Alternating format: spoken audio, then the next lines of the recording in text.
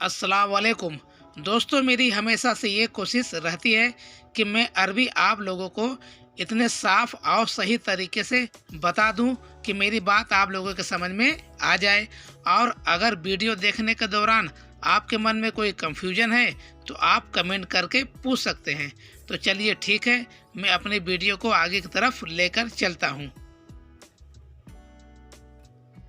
इमारा इमारा यानी बिल्डिंग।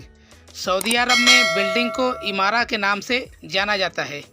और बिल्डिंग कितने तरीके का होता है, जैसे कि एक होता है होटल की बिल्डिंग, एक होता है रेस्टोरेंट की भी बिल्डिंग होती है, एक होता है जो घर जो 3 माले 4 माले का होता है उसको भी ये लोग बिल्डिंग ही कहते हैं, यानी कि इमारा कहा जाता है। तल्ला तल्ला यानी तल्ला। सऊदी अरब में तल्ला को जो बिल्डिंग का माला होता है उसको तल्ला कहा जाता है।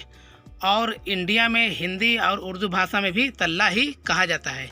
जैसे कि हम लोग ये कहते हैं कि ये कितने तल्ले का घर है, या कहते हैं ये बिल्डिंग कितने तल्ले का है, इसीलिए तल्ला को तल्ला ही कहा जाता है। जैसे कि 2 तल्ला, 3 तल्ला, 4 तल्ला और 5 तल्ला। हम लोग कभी कभी इसको तल्ला भी बोलते हैं, कभी कभी माला भी बोलते हैं। कहते हैं कि ये कितने माले का या तो कितने तल्ले का बिल्डिंग है। अब बात ये आती है कि ये इस्तेमाल कब होता है। जैसे कि आपके कफिल ने आपको कोई सामान दिया और बोला कि ले जाकर इसे वाहिद तल्ला पर रख दो, यानी कि 1 तल्ले पर रख दो, या तो 2 तल्ले पर रख दो, या तो तीसरे तल्ले पर रख दो। तो आपसे बोलेगा हादा रकब तलाता तल्ला, या तो बोलेगा हादा रकब इतने तल्ला, या तो बोलेगा हादा रकब अरबा तल्ला। तब आपको बात समझ में आ जाएगी कि आपका कफिल आपको सामान रखने के लिए कहाँ कह रहा है। तागा तागा यानी खिड़की। सऊदी अरब में खिड़की को तागा के नाम से जाना जाता है। जैसे कि आपके कफिल ने आपसे कहा कि रकब तागा, यानी कि आप कोई सामान लेकर आए हैं और आपके कफिल ने आपसे बोला है रकब तागा, यानी कि खिड़की पर रख दो। या तो आपके कफिल ने आपसे बोला कि ताल तागा। ताल तागा का मतलब होता है कि खिड़की के पास आओ। या तो आपके कफिल ने आपको कुछ देने के लिए खिड़की पर रखा है, तो आपसे इस तरीके से कह सकता है अना रकब तागा इंत सील, यानी कि मैंने तागा पर रख दिया है, यानी कि मैंने खिड़की पर रख दिया है, तुम उसे उठा लो। दर्जात दर्जात यानी सीढ़ी।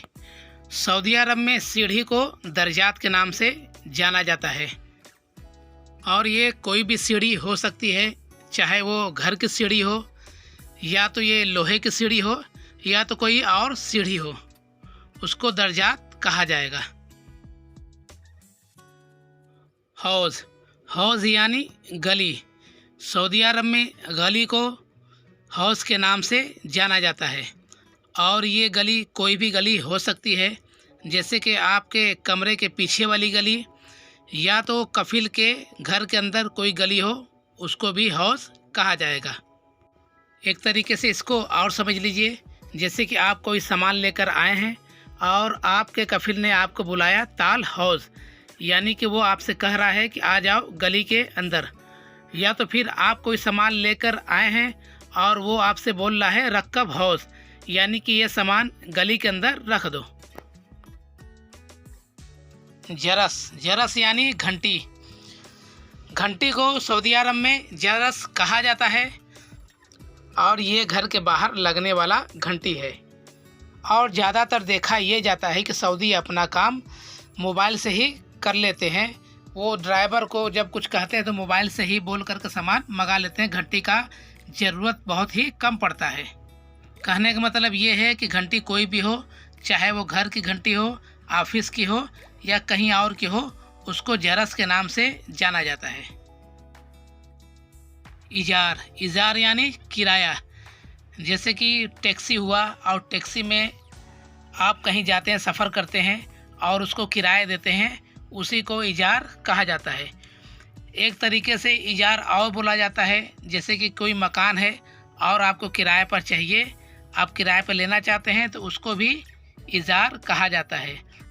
आपने अक्सर देखा होगा कि अगर कोई सऊदी अपना घर किराए पे देना चाहता है तो उसके बाहर वो अल इजार लिख करके बोर्ड टांग देता है। कुल मिलाकर कहने का मतलब ये है कि इजार का मतलब होता है किराया।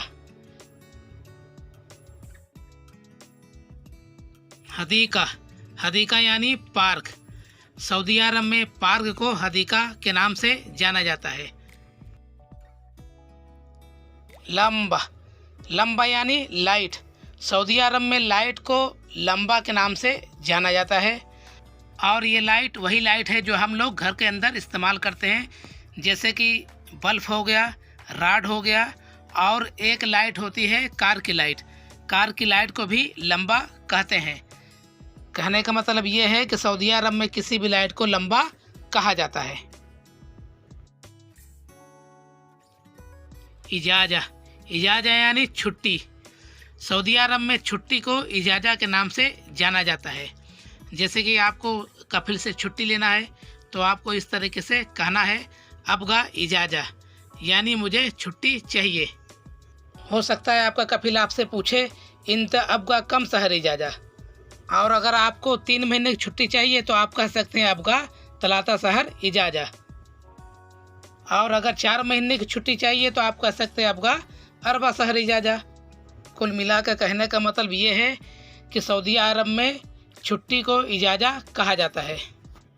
इंशाल्लाह मेरी बात आपके समझ में आ गई होगी, और अगर ये वीडियो आपको पसंद है तो आप चैनल को सब्सक्राइब कर सकते हैं, लाइक कर सकते हैं और अपने दोस्तों को शेयर भी कर सकते हैं।